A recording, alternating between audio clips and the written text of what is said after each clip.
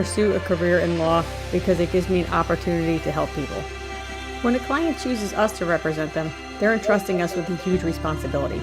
It's our goal to exceed their expectations with our personalized service and to help them to achieve the best possible recovery to compensate for their injuries.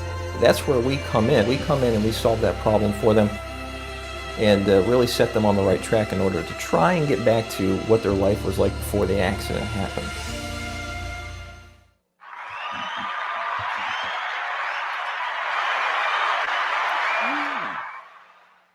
Man, it's looking a lot like Christmas or something in here. What's going on right now? Oh, wait. All right, I know what it is. Hey, y'all, welcome to the Big BoneYard. Welcome to the Big BoneYard. You got myself, Big Bone 1%er, and Archbishop 1%er here at the Big BoneYard. Man, thanks for riding through, y'all.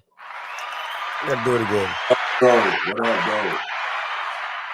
Right on, man. Look, so for y'all folks out there, man, look, and thank y'all folks for waiting. I see we got a lot of folks already up in this house right now. Frost, of course, as always.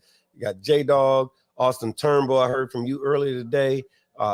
Frost, you said he's chilling like always. Dog got Miami. What's up, bitch? No, I'm just Mike Ball. Doggone hey, Nicole Bell. All right. So look, this is kind of a big deal for us right now because today, or technically tomorrow, but the first, so this is the anniversary of the show. So on the July 16th last year was the first Welcome to the Big BoneYard, bunch of videos from a whole lot of folks who were waiting for the show to get started.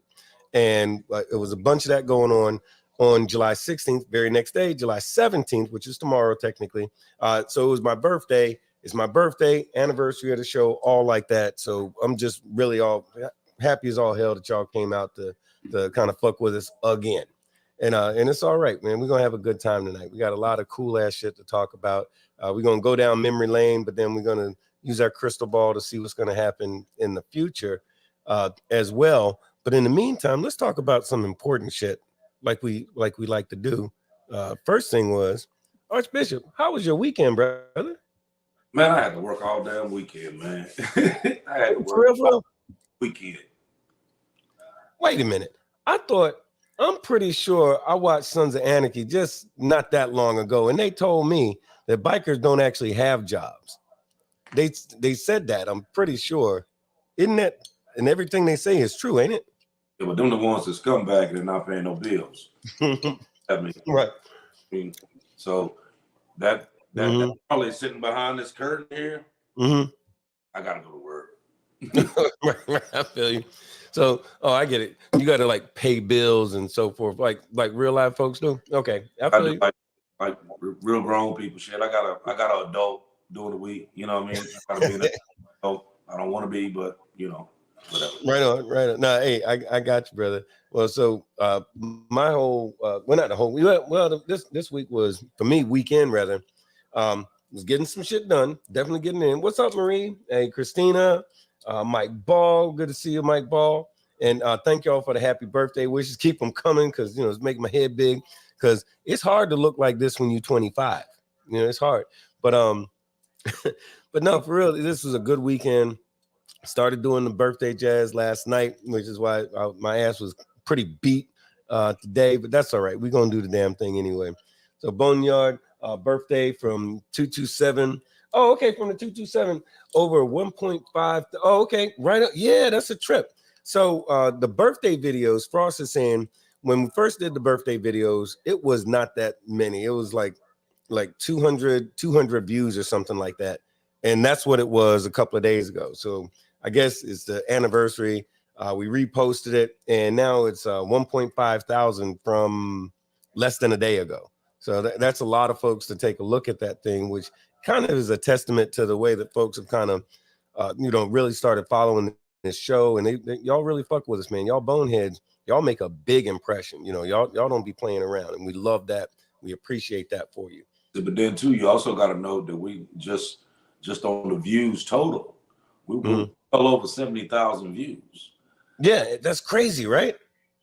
That is serious. That's like a lot of folks looking at us for just like, a couple of brothers just chopping it up, talking about biker shit and complaining about, miscellaneous shit every now and then. I think somebody was telling me that the difference between what we got going on, because I always tease about us just talking shit and complaining about stuff. But I think the thing that makes the difference is, yeah, we talk a lot of shit and we complain about stuff, but we actually got solutions. We got answers for, hey, you know what? If we did it like this, or as people call in to ask questions about stuff, hey, this is a thing that'll work. Here, if we're talking about the government, here's what the people got to do. So people get with that. And I think it's a different kind of a speed to it. But before we get too much farther into it, we wanted to share our normal thing that we say. We're going to talk about all kinds of different things, like this show, every show that we do. We're going to talk about a lot of different things. And one of the things is, these are our opinions. These are our personal opinions. We love our club. We love our respective organizations. Anybody that comes on here, they love our thing. But our thing is, these are our words, our opinions only. We're not representative of our clubs or organizations. While we love them, these are our words, our opinion. Like Archbishop just said, this is some grown man shit. This is our shit. That's what we talking about. So had to get that out of the way, make sure we shared those thoughts with everybody. So, like we always do. But yeah, now a couple other things. Yeah. Hey, what? Hey, Mama Dukes. Oh, right on. Yeah, that's all right. That's the look, Archbishop. When I grow up like you, dude, you got a power-based fan base. Folks love you, and I think it's because you be kind of like fresh to death quite a lot. And when I grow up, I'm gonna get me some shit. I'm gonna, like, when I get older and I can grow hair on my face, I'm gonna pull it off. Another 10 years. Right. Another 10 years, I'm gonna be like furry with it. But on all be white, I'm look like Black Dragon. All this oh, don't do like that, because he's kind of funny looking. You don't want to look like that. That's funny looking. And look, I am actually eating birthday cake and ice cream. Thank you, ma'am. Birthday cake and ice cream right now. I wanted to share this with y'all. Virtually, of course. But we wanted to touch base. Just a couple of little different things we was talking about. One, for those of y'all that's gonna fuck with us, we got that birthday lifer party coming up.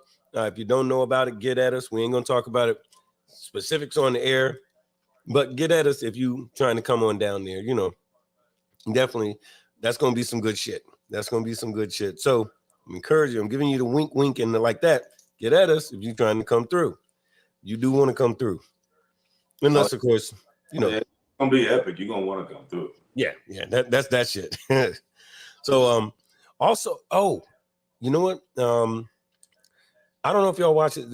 There's a young woman by the name who was in Alabama. Her name is Carly Russell. They call it Carly Russell. And for those of y'all that didn't hear, she was the woman who was driving her car on I-410 in Alabama. She's talking to her sister on the phone. She saw a toddler running on the side of the road. She's telling her sister about it. So she gets out of her car to try to help the toddler. And while she's trying to get the baby, she starts engaging in conversation with somebody, and then she starts screaming. The phone drops. Her sister calls the police. The police get there. Her car's there, the phone there, stuff is there. Ain't no hide or hair of her. She disappeared, was gone for a few days. And apparently, matter of fact, you got the audio for this? Yeah. Let's hear it, brother. Check this out, y'all. Get it strung up here. With breaking news. And we start with that breaking news out of Hoover. Federal and local authorities are searching for a missing woman after she reportedly stopped on the side of I-459 to help a child.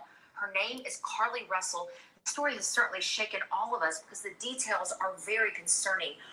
Yeah, that's right, Claire. I'm here in Hoover. Several family, friends, and community members have gathered to help the Russell family look for Carly. Now, for several hours today, her family have been handing out these flyers, asking anyone if they have any information to please call them and let them know. Now, they've been going to different neighborhoods, also posting on social media, again, asking anybody if you have any information about Carly's whereabouts to please, again, let them know. Now, just to recap what's been going on in the last few hours. Now, we know that Carly is 25 years old, 5'4", and was wearing all black with white Nike shoes. Now, just to recap, last night, Carly was traveling home on I-459 South near mile marker 11 when she saw a toddler walking on the side of the interstate. Now, after calling 911, Carly stopped to check on the child and called a family member. Now, this family member tells us that she did hear screaming and interstate noise, then lost contact with her, but the line did remain open.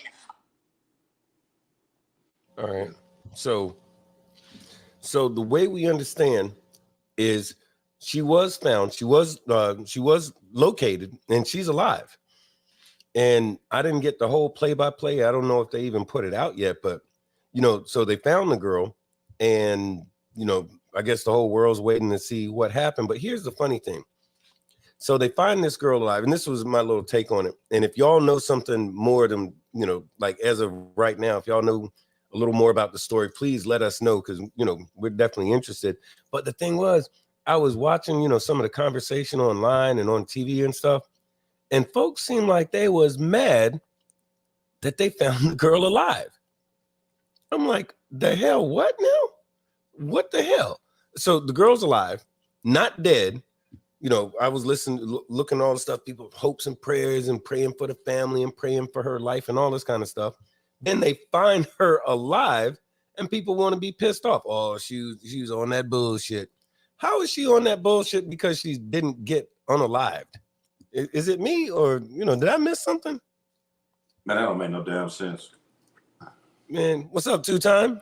So the lady, okay, so you telling me that this lady gets kidnapped, don't know where she is, and then she's found. And instead of everybody saying, well, okay, I'm glad she found this and third, because it could have been way worse. Yeah. Because there was another lady that was also in Alabama that was going to, she was on Facebook Marketplace, was going to buy something off Facebook Marketplace, and they found her dead. Yeah. Mm-hmm. So this could have been another person found dead. Mm-hmm. For something that was crazy. I mean, now when you think of that story, though, the first thing that kind of got my attention, like number one, you seen a 4-year-old on the interstate. Why couldn't nobody stop? Yeah. I mean, like you would have thought it'd been a gang of cars stopping when they passed by and they seen a toddler. Yeah. That didn't even make sense. You know what I mean? But being that she did stop, because she seen this child, like being the fact that they found her now, I would hope that they would do an interview with her to find out like all the details as to like what the hell happened there. Was this kid just walking down the interstate? What? Because it's a lot of stuff that was going on there. Well, see, there's a lot of like human traffickers, because we did that story on human trafficking. There's a lot of they have a lot of tricks in regard to how to catch a bitch, that human trafficking, and they're going to jump through hoops. And I wouldn't put it past these folks to use a little kid as bait to catch somebody. A compassionate woman is going to pull over and try to help. The thing is, it's just kind of crazy though, because you think to yourself, in 2023, with all the mass media that we have out there, so I'm glad she got found. Don't get me wrong. I'm very glad that she got found. But it would seem to me like folks would have legitimately, because we are conditioned now, the woman got, captured, abducted or whatever. And for some kind of way, she got away and made it back safe to her family. Why is anybody talking shit about that? That's the part I can't get over. I mean, of course, I definitely want to know what happened to her. And if there's a way to keep that from happening to somebody else, yeah, we with that, but I don't know. Folks is fucked up. Is what I'm saying. I mean that in a good way, though. What did Marie say? Marie says, what if it wasn't a toddler? What if it was a little person? Maybe a little person with someone else setting people up. That's, that wouldn't even surprise me. That actually makes sense. Some of them little people are mean little bastards, ain't they? doing all kinds of little midget tricks and shit. Wait, can we say midget? No. Well, this is Big BoneYard. We say all kinds of shit we ain't supposed to say. I'm telling you. Anyway, but so that was Carly Russell. Oh, the other thing. So here we go with that crystal ball again. Now y'all know those of y'all boneheads out there. Y'all been following us for a minute. Y'all been listening to us for a couple of months now, complaining about DeSantis, the governor, running off all the migrant workers and fucking up Florida. Started with agriculture, them folks ran off, and hospitality folks ran off, and construction ran off, and so construction, hospitality, agriculture, the restaurants and all that stuff. So folks is screaming for people to come and work here in Florida right now. But guess what else? How this is affecting us financially? The conventions. So Florida is a hospitality tourism state. Conventions are a huge, big deal. It's a huge part of the economy of the state because there's hundreds of thousands, literally millions of people coming from all over the world, come to Florida to do their convention for whatever the hell it is. And these convention folks are like, fuck this. We ain't coming to Florida. Florida is a hateful ass state. They don't want us there. Now some folks are, if you are even moderately related to a certain nationality other than white, if it's not a white organization, like clearly a white organization, then those folks are canceling conventions left, right, and sideways. And then some of those folks are like, hey, we don't want to support a state and their economy when they're like that. This is a hateful state and it's not safe. And you're hearing all of this kind of stuff, right? And it's costing Broward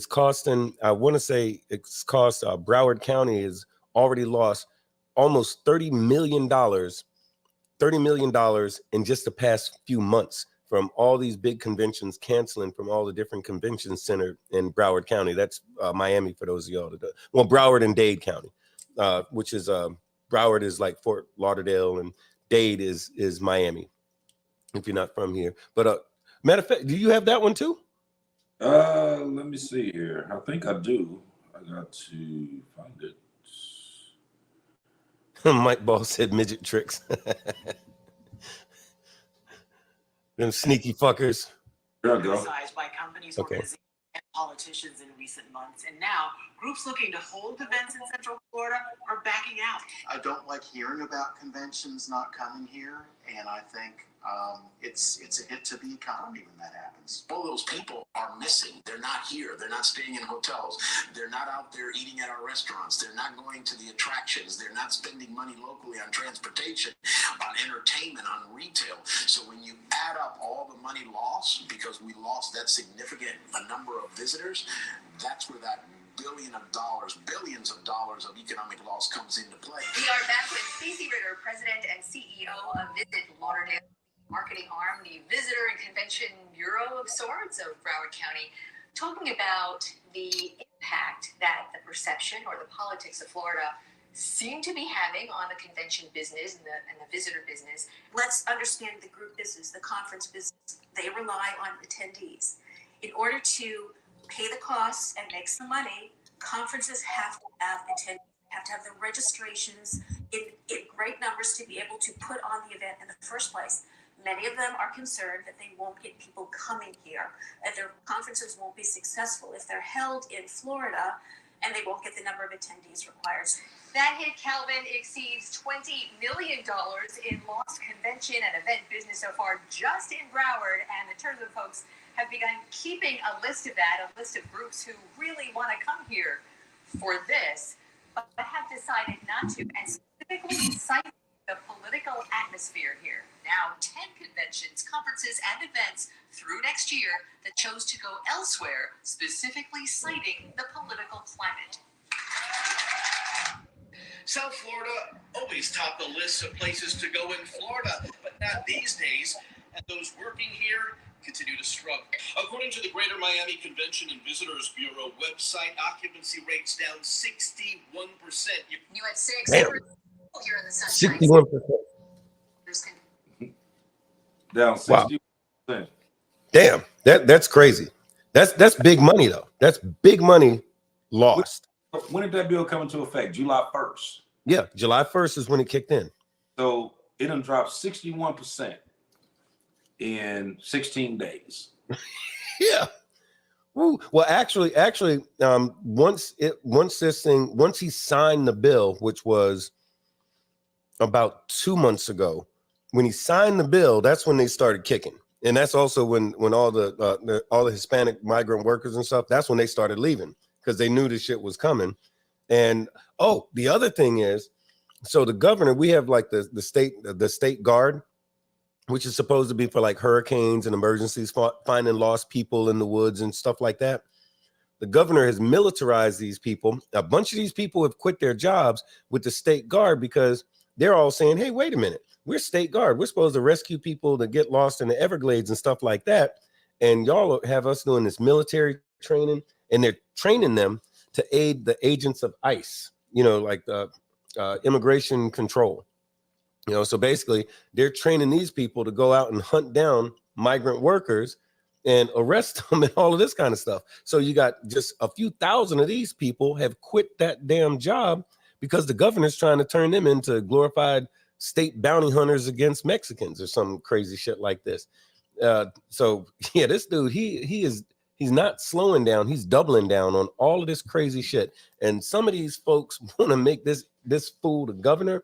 Marie was just saying, as a Mexican woman, going to Florida is more dangerous than going to Mexico and running into the damn cartel. I'm like, and here's the funny thing. Whilst that's funny, she ain't joking. Big Baby talking about Viva Mexico. Garrett Dowell said, what up, though? I'm still working on it. Happy anniversary. But yeah, man, that's so it's some crazy shit that's going on out there. Also, we got a very special shout out from our littlest homeboy. That's Waterboy, aka Mason. That's the son of Frost and Red. And today is his birthday as well. And so he did it big boy style because at 12 years old, what does a 12-year-old want to do? Well, I know he want. You know what he want to do? You want to go look at some titties. He wanted to go to Hooters. That's what he wanted. Yeah, so he wanted to go to Hooters. I said, why you want to go to Hooters, Mason? Titties. That is hilarious. But anyway, hey, Mason, Waterboy, shout out to you. Have a very happy birthday. I know it started off pretty good for you, but I hope so. Happy 12th birthday to you, and many, many, many, many more, young man. But anyway, but the boy got taste though. For him to be 12 years old, the boy got taste. I'm telling you, I ain't met him yet, but he my best friend all damn ready. Oh yeah, he's on it. He's on it.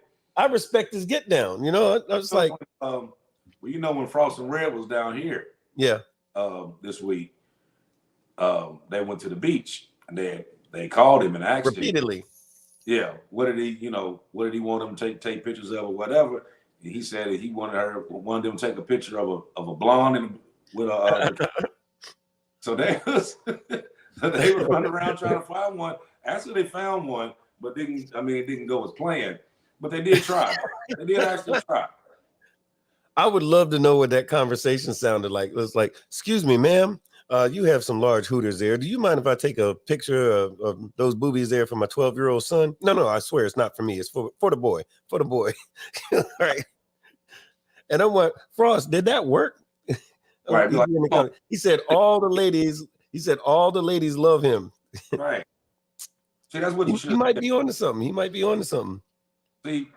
See, Frost handled that wrong. See, so I asked her and she said, no, you like, come on now, it's for the kids. It's Make-A-Wish Foundation. The boy the boy had a wish. He just wanted to see a blonde in a damn bikini. Can you still be in the Make-A-Wish Foundation when you're like, say, 35 with that same exact request? Is that a thing?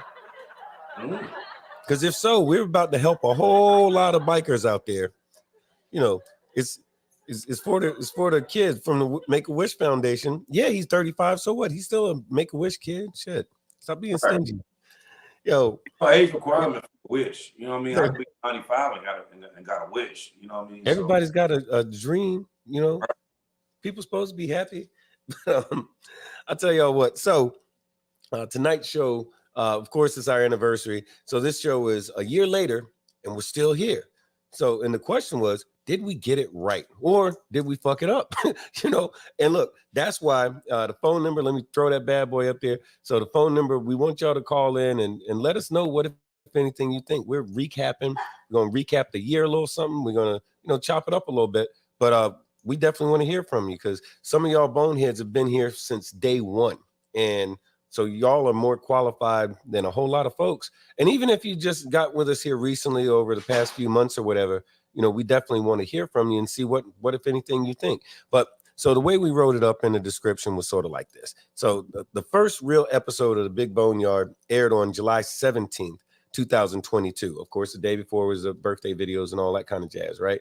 And but the first real episode was July 17th, 2022.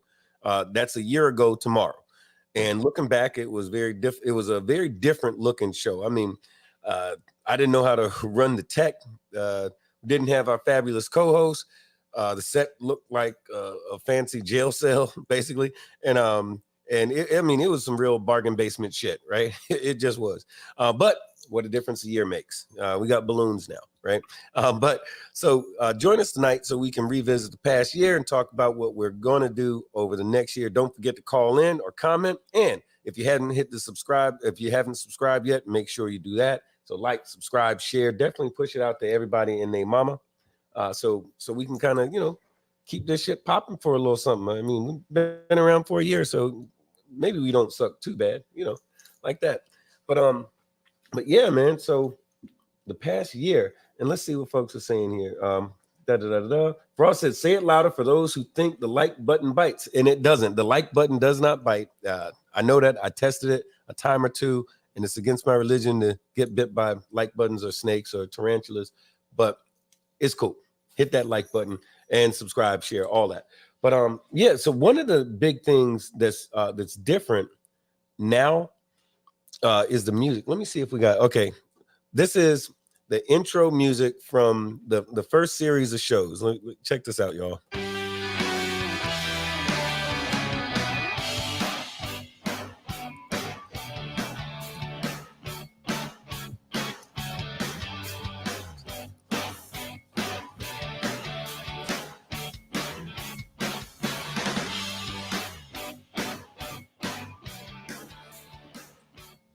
But anyway, so here's the funny thing about that. Me and Archbishop was talking about this earlier. I swear to God, I convinced myself that was the baddest shit going, that music was worthy of a Grammy. And it was, but you know what? So now after Myron got with us and put together, like the music for the intro that we do, which is, hold on. Got it. Welcome to the Big BoneYard. Enter at your own risk.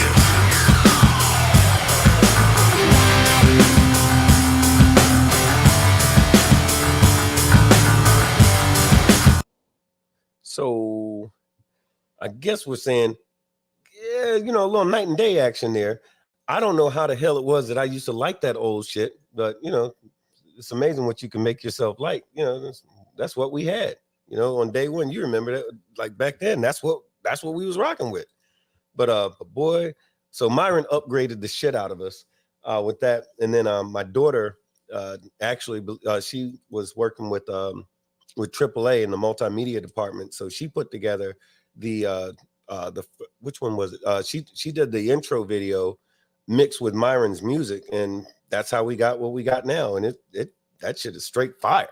And then we got Kenyatta, who's always cranking out some real cool ass shit. So I mean, so that was like one of the big things that I noticed that changed from back then till now. What else was it? What was another thing you think that's kind of like different? So from then till now, like, or something that's changed or evolved over the past year, brother? I think a lot of things have changed throughout the year. I mean, I think our conversation, what we started talking about up to now, and the conversation is a lot different. It was, we started out pretty moderate, Yeah. Just regular MC stuff, and and then we kind of, as the months went on, we kind of added a little bit more to it, got it to where it's more diverse, and like granted, we may be talking about a lot of other stuff other than motorcycle stuff at times, but the way I see it is, we all may be bikers, yes. Yeah. People that's on here that's not bikers. There's people on here that own a motorcycle, never knew anything about a club. You know what I mean? And then two, you got to realize that we people first. You know what I mean? So a lot of stuff that we putting out there is awareness for everybody. Yeah, it's universal. It's universal. Right. So we just happen to be on the platform that we're able to put that out. You know what? You're right, because if you remember when one of the biggest shows, I don't know if it was the most followed, but one of the biggest, most important shows I think we did, it was actually a two-part show. We did it from one week to the next week about the human trafficking. I got more folks, just like regular folks that we know, going, damn, why that? What's that got to do with? And I think we covered it during the show that, hey, bikers are everywhere. We can get around all over the place. So we're going to see stuff and be in places where a lot of folks aren't. So if we can learn what to look for, we can help out. And a lot of folks, fortunately, a lot of bikers have actually assisted in getting families joined back. Well, like where they found a little boy and 3 little girls shortly after we did that series of shows. And we're like, wow, that's a very cool thing. But the question kept being, well, what that's got to do with riding a motorcycle? It's not all about riding a motorcycle. Like you said, we're people first. We're people who just happen to ride motorcycles and be in these clubs and be interested in this type of stuff. That don't mean that we're stupid or ignorant or don't know about the world. So like you said, we talk about all these different subjects. We dabbled. And you remember, we used to struggle with staying the hell away from politics, but both of us know so much about politics that the shit got hard, right? Well, we actually would have stayed away from politics if they wasn't doing so much bullshit. You know what I mean? That's what got us talking about it. Yeah. It was them, passing these crazy ass laws that they've been passing. You know what I mean? Okay, just think about it. They got rid of Roe versus Wade. They got rid of affirmative action. You had Mississippi trying to start Jim Crow laws. Yeah. You got Florida with the insurance, with the immigrant migration bills. You had we had the submarine. When you're talking about the submarine, they don't say gay. Right, so they passed to bring in where they can start selling fake meat and shit. Yeah. And you can't, no more Black history. Right. Passed a bill for that you can't teach Black history in Florida. Was that AP classes or anywhere? Yeah. Anywhere, no matter what grade. So once they start doing insurance, you got the crazy insurance shit. Yeah, I said that one. Oh, you said okay. Yes. So once they start passing all these little dumbass bills and they slipping them under the cracks where people wasn't paying attention to what was going on, of course we got to bring it up. Yeah. You know what I mean? Because this affects everybody. You know what I mean? My damn insurance went up $100 because that damn insurance bill. You know what I mean? Yeah. Which is ridiculous. You know what I mean? No ticket, no accidents. My insurance up 100 plus. Dude, I don't want to put her business in the street, but Miami shit is perfect. I mean, she's never had a speeding ticket, a spitting on the sidewalk ticket, nothing. And her shit jumped up astronomically. I'm like, what the fuck? I mean, that's like the craziest shit to me but we saw it happening. We literally watched it happen in the state capitol on the Florida, the U.S. or as you were on the floor of the Florida State Senate and the House of Representatives. We watched it. We argued it. All of that stuff. We told folks this is what's going to happen, and you didn't need no crystal ball for that one, because they told us here's what we're going to do, and they did it. And you had people playing politics, and I'm a Republican, so that's not going to happen to me, and damn sure did. They were Republicans. More Republicans was there arguing against that shit than it was Democrats, and they still was basically fuck you. We gonna do what we gonna do. I'm like, damn. I mean, a lot of folks, and that's where DeSantis actually, Funny thing about it, I'll say this real quick. So DeSantis, after he pulled that bullshit, and that was well before he even got to migrant workers, which they didn't give a fuck about the migrants, they didn't give a fuck about the black folks, they didn't give a fuck about the gay folks. But the insurance stuff, that affected a lot of Republicans. And he said, we're going to do it. They did it. And a lot of these strong, staunch DeSantis supporters dropped him like a bad habit. And now when they did a straw poll, I think we mentioned it on the show a couple of months ago, but they did a straw poll. Ron DeSantis did a straw poll when he was exploring, we call it exploring running for president. And the question was, out of 10 congressional districts, if the election was today, who would you support, Ron DeSantis or Donald Trump? Well, 9 out of the 10 solidly said Donald Trump, and only one out of the 10 said DeSantis, and that was basically under duress. I'm like, wow. So yeah, we got Ms. Lotus says the idiot governor gives enough to talk about. I guess, yeah, he gives us enough to talk about just by his damn self. But yeah, so there's that. And they need to put some new players in the ring, man. You know what I mean? Yeah. Now I'll say that about this. Now, Biden fucked up. We know that. He old as hell. We know that too. Right. Trump fucked up. And he's old as hell. DeSantis is fucked up. Okay, so now you need to put some more players in the field. You know what I mean? We can't just keep with these same ones. You know what I'm saying? You got to put somebody new that we ain't heard nothing about, that ain't running around exploiting people and grabbing girls by the crotch. I was gonna say the other thing, but I stopped. Right. That ain't having a custom match for Walt Disney World. Yeah. I mean, think about it. You know what I mean? We always dealing with all these, like, why is it that you got to be older than fuck in order to run this country? Seriously? You know what I mean? We can't get nobody in their 40s, mid 50s. Why come everybody got to be Rip Van Winkle and shit? Yeah, right. The last time we had a young president that was considered young, he was old as hell by the time he got out, was Barack Obama. He was relatively young for a president. And then before that was friggin' JFK. And Bill Clinton was youngish. I mean, he was still getting laid in the White House. If that ain't some young dude type shit, I don't know what is. I remember when back when president getting head in the White House was just a travesty, and he was gonna be impeached and all this other stuff. Now, if that's all you did, that don't even raise an eyebrow. Right, it'd be like Trump changed the bar.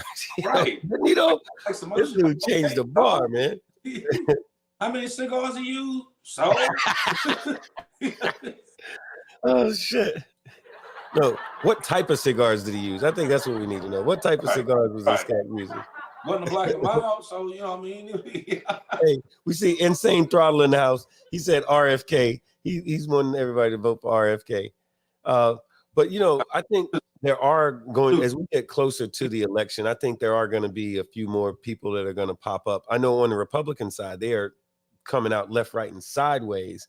And somebody just said, I'll run for president. I don't know who that is, though, because we can't see what your name is. Who has said they're going to run for president? Because if you're a bonehead, we might just have to nominate you and support you and get you out there. Cigar Box Skinny.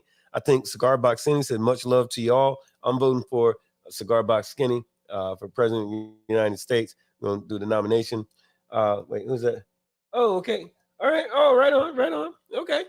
And More Freedom says, peace, peace, peace. Hey, what's up, More? Hey, speaking of what? Hey, Freedom, are you still in Alaska? Where the hell are you? Because Freedom did a cross country where he went up to Alaska, him and some other bros, and I don't know where you are. Okay, that's Tate. Tate, you're already a president. That's Tate talking about he gonna be a president. He running for president. You're already a president. Tate is the president of the Lake County ABATE chapter out there. So you've already got a president's position, Tate. So I don't know if you can get. You got to check the bylaws, see what they're gonna let you do. Marie said, Big BoneYard clips. The only problem with that is that so-called U.S. history, aka white his story, is mandatory and taught for free. So why should we have to go out and pay to learn our history. That's a very good point. No, because in a lot of institutions where they are teaching really good African American history, which is in fact the fabric of American history, the idea that DeSantis has is his pitch is, so there were some black folks that got here. They were slaves. They were probably slaves before they got here. They were slaves for about 400 or so years, and now they're not. And anything other than that is to make somebody feel bad. And that's not what it is. It doesn't make somebody feel bad to know what the truth is, because nobody that I know owned any slaves or beat a bitch with a whip or all this other kind of atrocities. You know, there's atrocities and horrible things about everybody's history, but we need to understand, in my opinion, we need to understand what those things are and how they have systemically affected us as a country. Because even though slavery ended, when slavery ended, there was a whole other thing that was created. They said, okay, well, you can't enslave somebody and take away their rights unless they're in prison. Now, prior to the Civil War, most of the folks that were in prisons were, you know, vagabonds. They were white folks, Irish folks, and, you know, like poor white folks. That's who was in jail. After the civil rights after the Civil War and Emancipation Proclamation, because of that little loophole in the 13th Amendment, it allowed for a whole bunch of black folks to get locked the hell up for anything and basically put back into slavery, because the South especially needed and wanted that free labor force. So they did that by incarcerating just millions upon millions of black folks. And that's just the fact of it. But that's not the sort of thing that you're allowed to say or teach in Florida, you know, because you know, Ron DeSantis is a piece of shit. Oh damn, are we allowed to say that? We're allowed to say that, right? You already said it now. So okay, yeah, got it. I ignore what I just said, y'all. It still doesn't make sense when you think about it, because all of us, if you wasn't Indian or Mexican, you are an immigrant. You know what I mean? Everybody else was in here. Everybody else was in here. So why are we gonna sit here and try to take away, you know, parts of, like, I mean, like you said, like this is all a part of the fabric of how America became American. Everybody played their own part. You know what I mean? You know what I mean? But why are we not talking about that there was actually a black man that was president before they even started having, you know what I mean? Like way back. Like even before the Declaration of Independence, there was actually a black president. But don't nobody talk about it. You know what I mean? But it's a lot of there, you know, I think every race that's in this country has played some part as to the building of this country. Yeah, I agree. And to be able to go in and take out bits and pieces of it, or just not talk about it. You know what I mean? Make it illegal to talk about it. Right. I mean, think about it. I mean, so how crazy is that?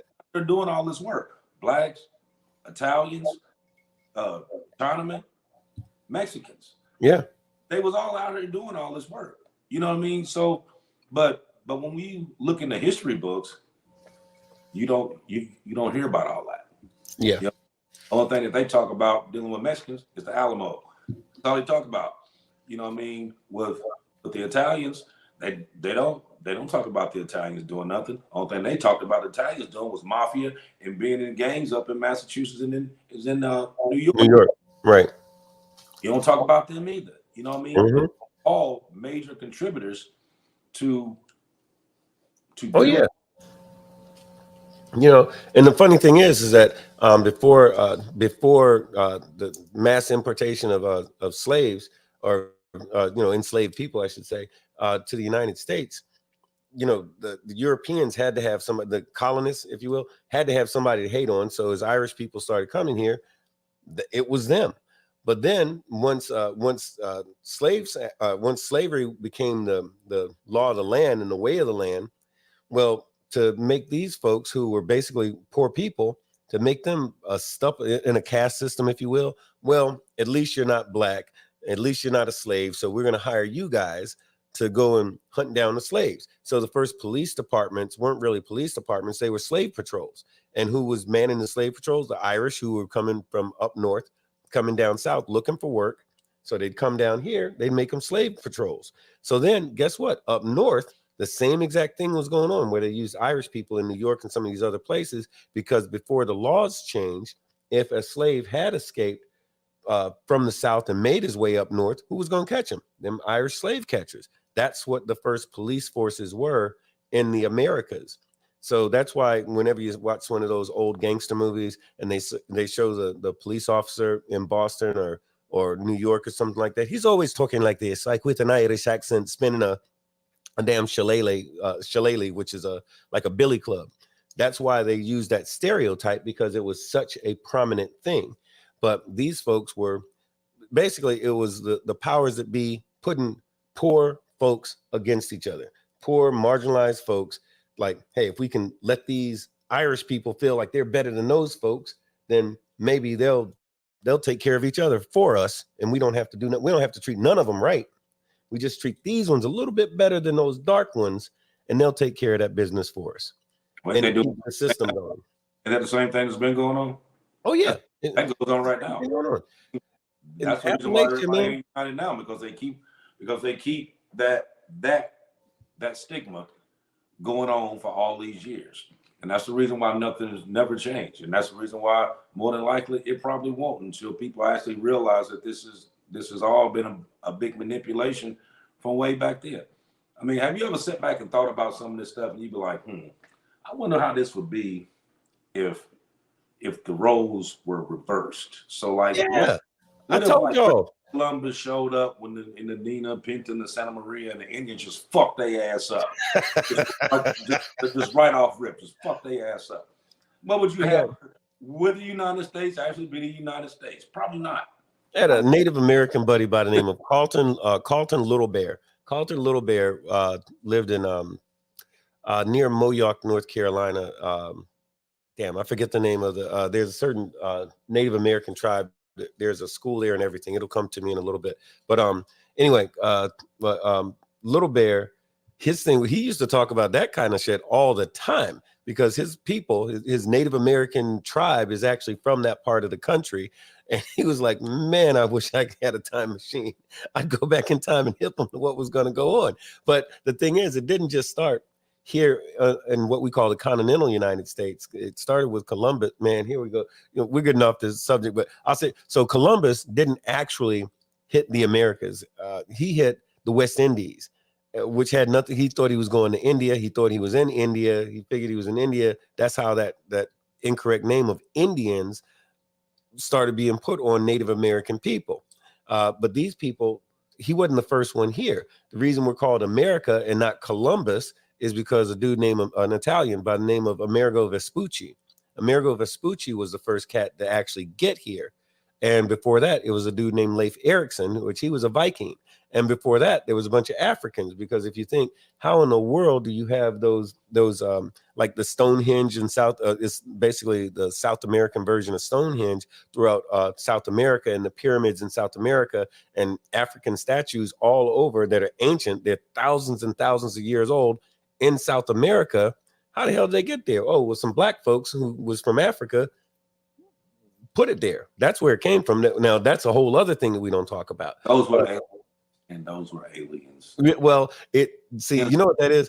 Folks want to believe, they would rather believe that aliens built the pyramids than the black folks that did build the pyramids, because you can't be giving them NIGs that much credit. You can't do that. Aliens did it. So folks would rather believe that aliens did it. The aliens had some anti-gravity technology, and they put the pyramid there, bro. It was not the black people. That's what right. And the aliens were all white, just to make sure. That's what the rule is. But anyway, I digress. But some other stuff that I know has changed with this show.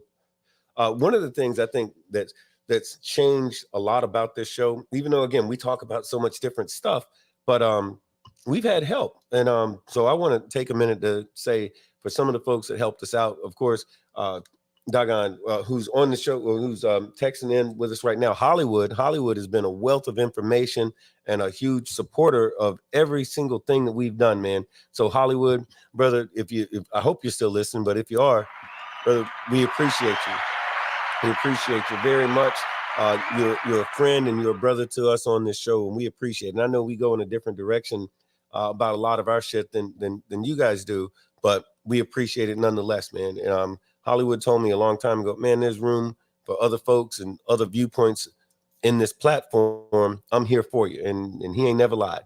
Black Dragon is another one. I don't know if he's listening, but Black Dragon, you've been out there, you've been helping us, giving us good information here and there, and we go on each other's shows and so forth, and so that's all good. And then a number of other folks like the Boneheads, man. The Boneheads, y'all folks are incredible. I mean, I hear people talk about this on TV shows and stuff, and they say, "Oh, our fans," and I think, yeah, that's just some shit they say. No, it's true. We see it every day. We hear from y'all every single day. New folks and folks have been rocking with us from day one, and everybody in between, and it means the world to us, because that's what keeps us motivated to keep pushing out the good word. So so we appreciate it. We definitely appreciate it. And then hey, now we got, like I mentioned earlier, we got Myron, and for those y'all see this cat, Big BoneYard Clips Unofficial. That's Kenyatta. Kenyatta's been doing his damn thing, and him and Myron with the music. And man, look, y'all cats are there for us. And of course, we got Frost. Frost is another one. We got Frost, who's our moderator, helping us do things. Cinderella, right? Cinderella has been doing her thing. So a big change. Like you said earlier, Archbishop, a big change, a lot of changes over the course of the year was these folks fucking with us. These people getting involved, helping us do the stuff that we want to do, and giving us great ideas and helping us with technology and all this kind of stuff has made a big difference. The tech. Hey, if y'all get a minute, go back. I'm going to tell them to go back. Take a look at that first show. Everybody should, as you get in, don't do it right now this second, because we're doing this thing right now. But like later on, tomorrow, whenever you get a minute, go back and watch that first show. It didn't completely suck, but I swear it was like crystal ball time, because a lot of the stuff that I was talking about on the very first show, saying we're gonna do all of this stuff, I had no freaking clue how we was gonna do it, but I figured, hey, this is what we gonna do, and I'd be damned if we hadn't did it. And halfway decent. It's been halfway decent over the course of this year. But yeah, just check that out. You'll see the jail cell and all that shit. You'll see it's like, it's pretty ugly, man. It's pretty ugly. Y'all will see. But you gotta think though, out of this year, we've done a lot of, we've done a lot of good shows. Yeah. But we did a number of great shows. Yeah, I agree. Out a lot of information, and a lot of stuff that, like, I'm sure that people go back and watch these shows that was actually on the show before. They go back and watch it, because a lot of the stuff that we put out is universal information. And it's, there's been plenty of times when I'll be sitting there talking to somebody about something, and I remember, like, this is something I talked about last week, or this is something that we talked about a couple months ago. Yeah. The information is universal. Yeah.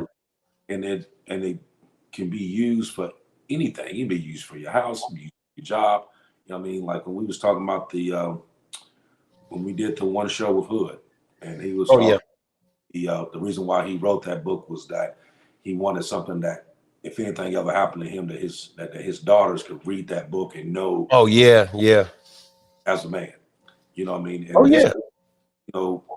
like a lot of people may not think about this, but what we do every week is something that our children, if something ever happened to us, that our children can go back and watch these shows and look at it and listen to what we say, and be like, I never knew that my dad was that way. You know what I mean? Right. That this is what he thought. You know what I mean? Because a lot of times when we talking to our children, there's not a whole lot of times that we can sit down and just have like a heart to heart where you can tell them everything. You know what I mean? Right. Shows like this that we do, this is something this is like history. This is something that can't nobody take away. It's already been done. Yeah, and that's kind of cool to say that, because I was thinking about that in two ways.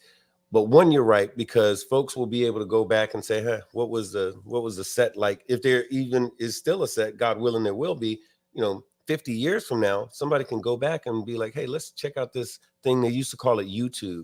Let's watch that. And they'll probably have a different name for the internet by then, right? But they'll be able to go back to 2022 and 2023 and see what the hell was going on back then. But they're going to get it. They're going to get the straight scoop, the real shit, not any politically changed, this, that, and the other thing. And they'll be asking, well, who the fuck is Zoloft? And, and why the hell are they giving this guy money? And who is Archbishop? And why does he love this Zoloft? Is it, maybe it's a drink? What is it? What is Zoloft? They're going to bring that up. Frost said it's the Zoloft. It'll still be there, Bob. Guarantee right? It'll be there. But you know, so that's one thing. Another thing, we're working on, that's applause worthy. So there's a movie called Ride or Die. That your boys are going to be a part of this movie. We had last week we had the casting call. The casting calls went really well, and anybody who was interested in that movie that did not interested in being in the movie as an actor or extra, if you did not have a chance or for whatever reason you could not make it to the casting call, what we want you to do is to submit a reel, and or just send us an email, and we're going to send you a monologue, just a short monologue for you to act out. And when you act it out, give it your all. Don't be reading like you're in the third grade and stuff. Act it out. If you can memorize it, that's great. If you need to hold a paper in front of you, that's fine too. But you're actually going to act out a monologue. So if you're interested in being in this movie, be prepared to do a monologue. Just send an email saying, "Hey, I'm interested. I need a monologue. What do I need to do?"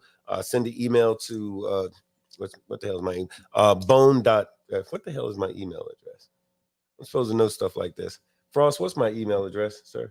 Wait a minute. Is that it? Okay, it's oh, there it is.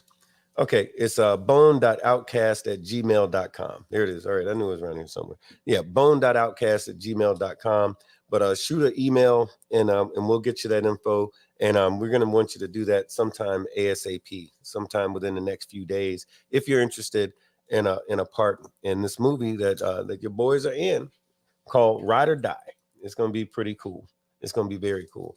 But yeah, I was kind of stoked, man, when we was sitting in there. I mean, to all the ones who actually did show up, and I was actually surprised how many people showed up. It was a lot of people. Yeah. And there was a lot of good ones. You know what I mean? There was some. Yeah. Man, what? There was a lot of good ones, though. You know, I mean, especially for the, for the actual speaking parts, there was a lot of good ones that came through there. And I was surprised. Remember that woman, that black woman who played the mother? She was playing the mother, and oh man, she was great. This woman was like, this chick I could see her getting an Academy Award or something. Like, I mean, she was like no script, just bam, just came with it. I was like, wow, that blew me away. Oh yeah, yeah. But it was those 2 days just sitting back and just watching and just watching and listening. You know what I mean? It kind of gives them we've never been in a situation like that anyway. You know, so even be involved in it where we actually sitting back watching, and you got the writers and the directors and stuff actually asking our opinion on stuff. It was like, real? Like this really go on? Like this is who's fuck? You know what I mean? We're quite literally we're the resident experts in this shit, because think of how much stuff from the time that we got involved in this thing did we have to change, because the writer, the director, the people involved, the people that are financing this film, none of them are bikers, right? So what I was talking with them originally about was authenticity, and authenticity is the thing that has got to. That's the one thing they want. That's the one thing we want, because they're going to shoot this movie is going to be in our area, so that without going too much into it, there's certain things that even in this situation, there's certain things that are going to fall to our discretion, because if you're doing anything biker related in the area, there's certain folks that are going to have an opinion about it. And fortunately, those people are folks like myself and Archbishop.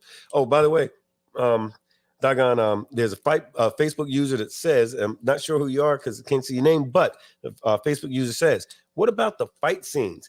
Here's the coolest thing. We have a 10-time Grand National Champion who is going to be the fight coordinator, or the what do they call it? The not the stunt coordinator, but the fight scene choreographer. So yeah, it's a real movie, and we've got actual real everything. like real camera people and real set locations and real everything. It's actually pretty cool. But yeah, that's one of those things that's developed over the past year. We're doing this show. We're out there pounding the ground, doing our biker shit, and just doing the shit that we do, and good stuff happens, the thing that somebody said to me in Arizona a few weeks ago is, damn man, I ain't seen you in 8 years. You hadn't changed a bit. Been watching you on that damn show. You're the same dude. I'm like, and that struck odd to me. Like, Archbishop, I know you ain't changed, good, bad, or indifferent, with the exception of Zoloft good days and bad days when you forget to take your pill or purposely don't take your pill. With the exception of that, you the same dude 24/7. I'm the same dude 24/7. Why do all this switching up and all this old weird kind of shit, right? Because like that. That's why he said that, because not everybody's like that. It's a lot of fake ass. Yeah. I mean, it's a lot of fake ass people that walk around. Yeah. That's what I remember. I remember those the ones I call the what I call them, Decepticons. Oh yeah. No, I feel you. What was that one you just put on there? What was that one? Oh, that was from Kenyatta said, I think AB's character needs a country ass right hand man. Right on. And let's see here. So Mike Ball said, damn, they need the Madhya Frost. So yeah, so it will go through. Yeah, I mean, well, actually, I think that's on that individual's end. For as far if you're talking about like the Facebook thing, we can't see who it is. What that is that on Facebook you have to go in and give Facebook permission to allow StreamYard, because that's the deck that we use. You have to allow StreamYard to share your information from Facebook to StreamYard, which goes to YouTube. So that way, when somebody on Facebook writes something, we can see who they are and all like that. Otherwise, we just get a little bit here, a little bit there. But that's what that is. But it is Vintage. Okay, speaking of, so that's real funny because Vintage is the guy that we were just, so motherfucker, I was just talking about you. So Vintage is the what do you call it? The doggone the coordinator, the what do you call it? The combat coordinator, the fight scene coordinator guy. Stand by 1 second. Let's see what's going on here. Hey, thanks for calling the Big BoneYard. You got Big Bone 1%er and Archbishop 1%er. How can we help you tonight? Hey, stand by. Hold on. What's going on here? Stand by. Let's see if we can connect you. Hold on. Something weird's going on here. Yeah, I said, hold on. I can hear you, but we can't hear you. What the hell? Let's see what's going on. Okay, hold on. Okay. Echo 39er, how copy over? Look, you done broke it. No, it's working. That's Frost. Okay, what's up, Frost? Am I actually on here now? Yeah. You're actually on here now. But hey, well, matter of fact, Frost, wait. Frost, hang on 1 second. I want to say something Vintage. So Vintage actually asked a question about the fight scenes. So the guy that's the 10-time, well, he's a 10th. And matter of fact, Vintage, if you can, put your credentials, because I'm trying not to fuck it up. But I know you're a 10th Grand Don or 10-time Grand Master in martial arts. He's taught all around the world. Yeah, he got it on. Oh, did you put it up there? Yeah. Where is it? Oh, let me see if we can find it. Fighting world champion, 17-time world martial art Hall of Famer. Where? Let me get to that. Okay, I don't see. Okay, there it is. Okay, so there you go. Okay, so Vintage is a choreographer, and he is a 10th degree grandmaster, fighting world champion, 17-time world martial arts Hall of Famer. That's what you just said. Why didn't you say you just said that?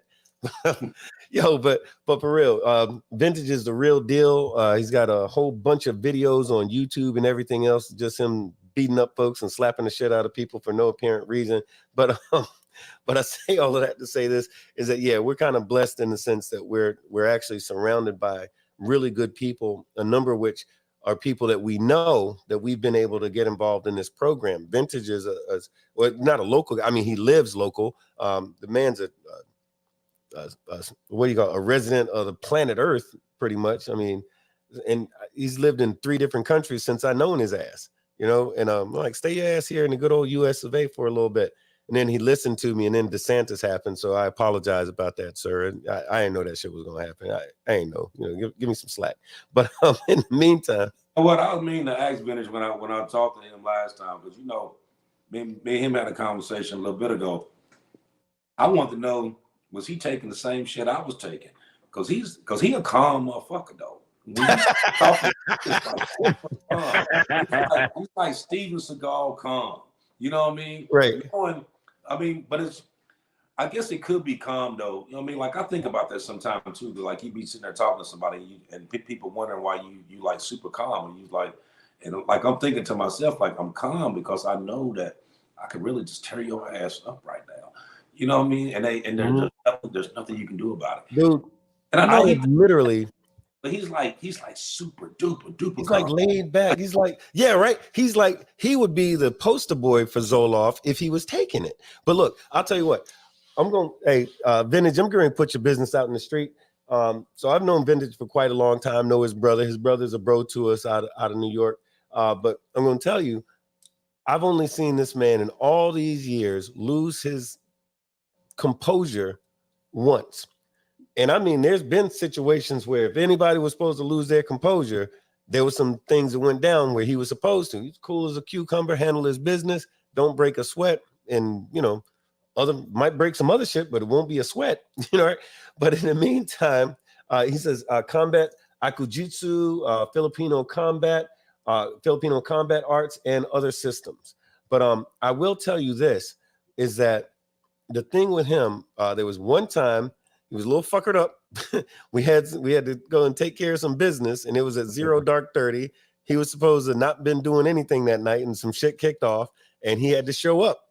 And he was not his same normal, calm, cool, and collected self because I think the Henny got him. Or it could have been Crown Apple. I'm not sure what it was, but whatever it was, it got him a little bit. And it was not a safe night for people to be fucking around, you know, because he wasn't his normal, calm, cool, and collected self on that particular night. And that's all I'm going to say about that. But with the exception of that night, yeah, you're right. He's always just even killed the whole time. Matter of fact, hey, Vintage, if you get a chance, man, look, give us a call. The phone number is, if you can, I don't know if you're working or busy or whatever, but it's 310-870-8994. Give us a call. We're going to take a quick break for station identification real quick, and then see if you can see that phone number. We'll keep it scrolling, and try to call in if you can. To pursue a career in law because it gives me an opportunity to help people. When a client chooses us to represent them, they're trusting us with a huge responsibility. It's our goal to exceed their expectations with our personalized service and to help them to achieve the best possible recovery to compensate them for their injuries. That's where we come in. We come in and we solve that problem for them and really set them on the right track in order to try and get back to what their life was like before the accident happened. Hey, we're back. So yeah, Vintage, if you can, if you're still watching, call in so we can harass the shit out of you properly from a safe distance, motherfucker. You know, talk shit to him now over the. Hell yeah. Like, check this out. You know, oh man, you know I was bullshitting. Vintage, I ain't never liked your ass. Mike. Say what? Go on with your sensitive ass. Go on, man. Hey, what'd you say, Frost? Hello? You still there? I said, tell him again, Mike. You see his comment right there? What did he say? Frost dirty. No. We had to get a Vintage. Hold on. He's saying, hold on. Is Vintage texting me? Hold on. I'm gonna tell him. We done seen your ass all week, Frost. Yeah, exactly. Let somebody else say something. I know hey, I'm Red. coming back too. Just wait. Hi. Hey, Red. What's up, Red? But so he says he's gonna call in a second. But yeah, Frost, real quick before he calls in. Stand by. Hold on 1 second. Hey, hello, and thank you for calling Big BoneYard. You got Big Bone 1%er, and you got doggone Archbishop 1%er. Who this? It's Pac, man. What's Okay. up? How y'all doing tonight? Hold on, we getting ready to crash the lines. Hang on 1 second, brother. Don't hang up. Vintage, you there? Vintage. Hello. Hello. Vintage, you there? Yes, Okay. it's me. Can you All hear right. me? Yeah. All right. Check it out. So let me do the quick intro. We got some technological cool shit going on right now, y'all. So we got Pac from Ice Cold Riders in Minot, North Dakota on the line, and at the same damn time, we got Vintage, aka Bruce Leroy. I'm just kidding. We just calling him Bruce Leroy and shit like that because he's too far away to fuck with either of us. And by the way, Vintage, I never liked your ass. And when I see you, I'm gonna whoop your ass. I'm gonna whoop your ass when I see you. Anyway, yo, give me 1 second. Pac, what's up, man? Hey, what's up? I'm at the airport. I just got back. I celebrated. I got the birthday wishes, but my phone was off. I went to Amsterdam for my birthday, so I've been gone for the last week, and I'm just getting back to the States, about to head home right now. That's what's up, man. I missed it. I was on a plane. I turned my phone on. You called me. I was like, this phone called me. What the fuck he want? So I was just calling you know what I mean? Yeah. Well, you know I gotta fuck with you, man. But look, happy birthday to you. Please tell me you hit the red light district, Pop. Man, me and my wife, we went to the red light. We did everything. Man, that shit over there, I'm telling you, we went. I just can't even describe it. It's like I'm 52 years old. That's my second time leaving the country. First time was to Jamaica. This time was to Amsterdam. And every time I go somewhere, I'm just like, what the fuck? We missing out. If you ain't been over there, you gotta go because you missing out, man. Look, that's my bucket list, bro. I've been wanting to get back. My brother used to live there. He says, look, for every American going to Amsterdam, just don't have no good job because you're gonna lose it when you get back and gotta pee in a cup because you're gonna pop positive for something. Hey, man, everything is just, I don't know, just. And then they got a Harley Davidson there, man. What? So I was in the Harley. Yeah, man. I got a lot of pictures. I seen some, but I met this MC out there, and they were looking at me. I was looking at them. I was like, "What's up? How y'all doing?" Woo woo. So they all introduced themselves. Say, "You mind taking a picture?" So they was like, "Yeah." So we took a picture, chopped it up. It was like a Harley Davidson day. It was on a Saturday. Damn. So they had the DJ out there. He cut a hole in his Hummer, so he DJed in the Hummer. It was music, food.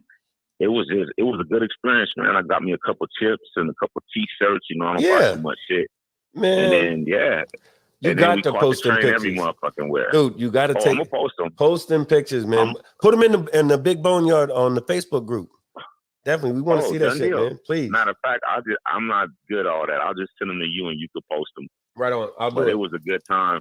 But like I said, we just landed here in Minneapolis. I'm waiting on our next plane to go home. We gonna get home. I gotta get this shit out of my brain, take a hot ass shower, and get ready to go to work tomorrow. Hey, but Cinderella. 52 was good. Cinderella said, "Nobody call in when you're on the phone." Hey, 52 is good, and I'm gonna tell you, if you haven't been to Amsterdam, you need to go. That's you what's need up. to.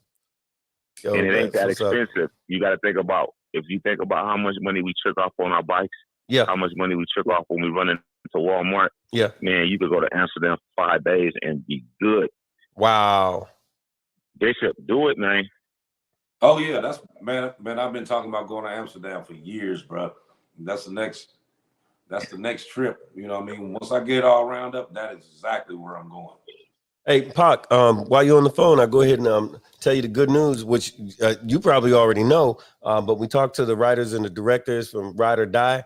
Brother, you're in. And guess what did it for them? The thing that did it for them, remember you did that read? You did, you and Bishop did that improv joint on the show a couple of weeks ago? Yep. They was like, that's it. Slam dunk it. They were like, dude was like, we don't even need to see shit else from this dude. What do we got to do to get him here? Let's get him here. I'm like, wow. So yeah, we did the casting call last week, and dude, you wasn't even there. I promise you, you was just as good or better than the best people that we seen. Am I lying? AB? No, but it was this week.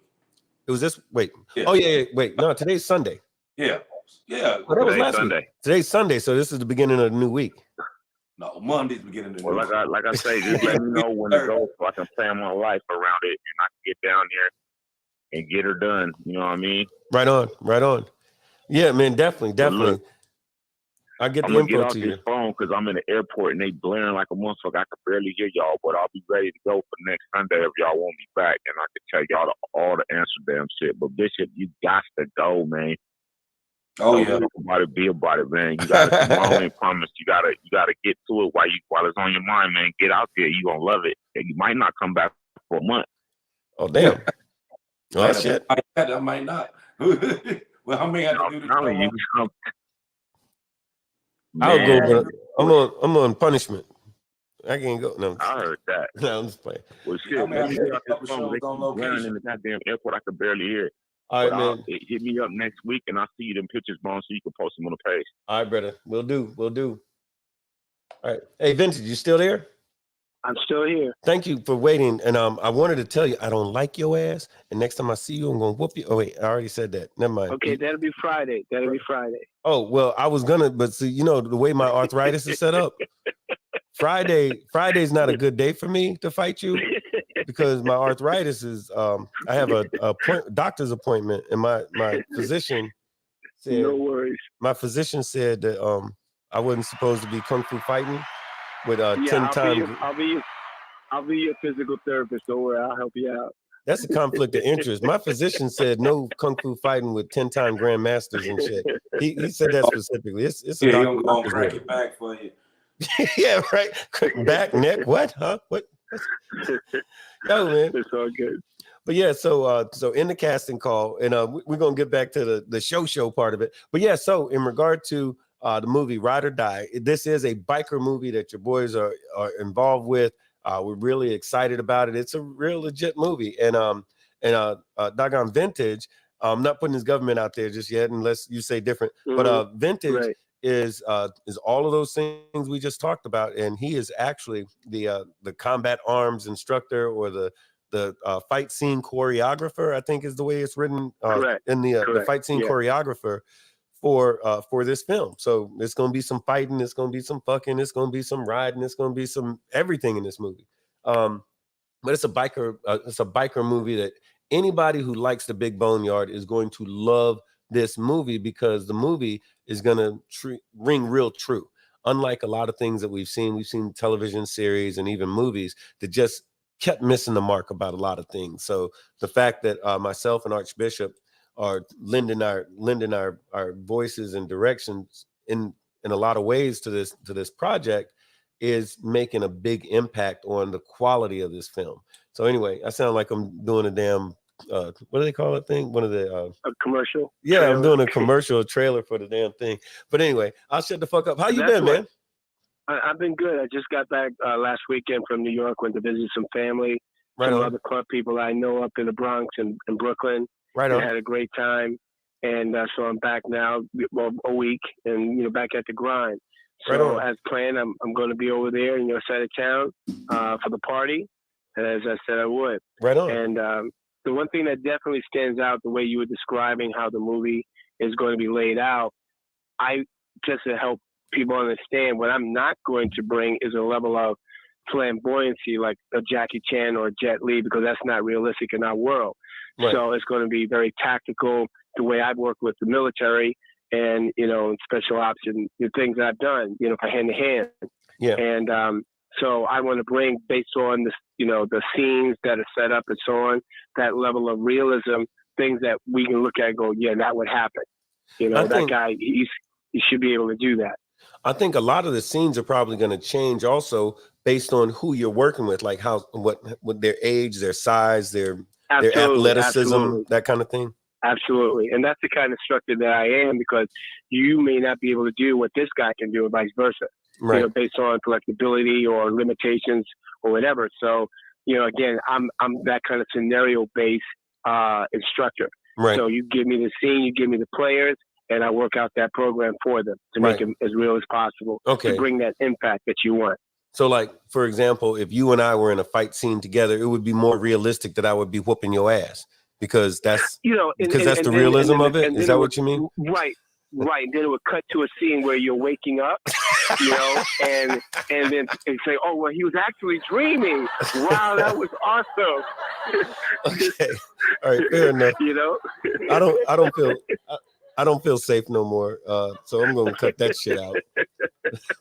But yeah, man. So tonight's show it's a year later. This is our anniversary of the show, 1 year anniversary of the show. It's a year later and we're still here. did we get it right or did we fuck it up? What do you think? Well, I just got on about maybe 15 minutes ago.